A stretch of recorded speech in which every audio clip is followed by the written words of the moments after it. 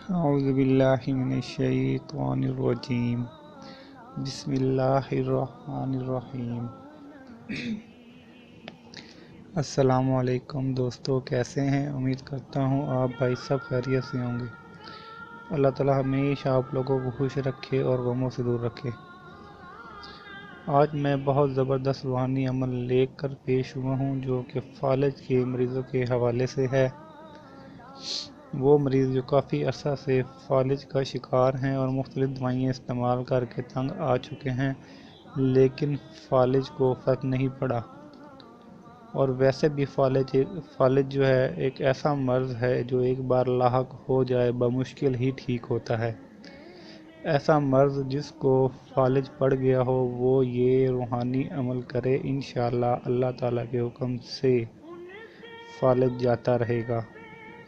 بہت زبردست روحانی عمل ہے، ٹھیک ہے جی۔ جس بھائی کو بھی یہ مسئلہ ہو وہ ضرور کرے، ٹھیک ہے جی۔ فالج زدہ شخص کو چاہیے کہ وہ اول آخر 7 بار درود پاک پڑھے، اور یہ عمل 21 دن کرنا ہے، ٹھیک ہے جی۔ 21 دن پانی پہ پھونک مار کے پینا ہے پورے 21 دن، اور 707 مرتبہ یا ولیو پڑھنا ہے۔ 707 مرتبہ 21 دن پانی پر پھونک مار کے مریض خود پی لے۔ اگر خود نہ کر سکتا ہو تو کوئی خونی رشتہ دار، بہن بھائی، ماں باپ یہ عمل کر کے اس مریض جو ہے اس کو پلا سکتا ہے یہ پانی۔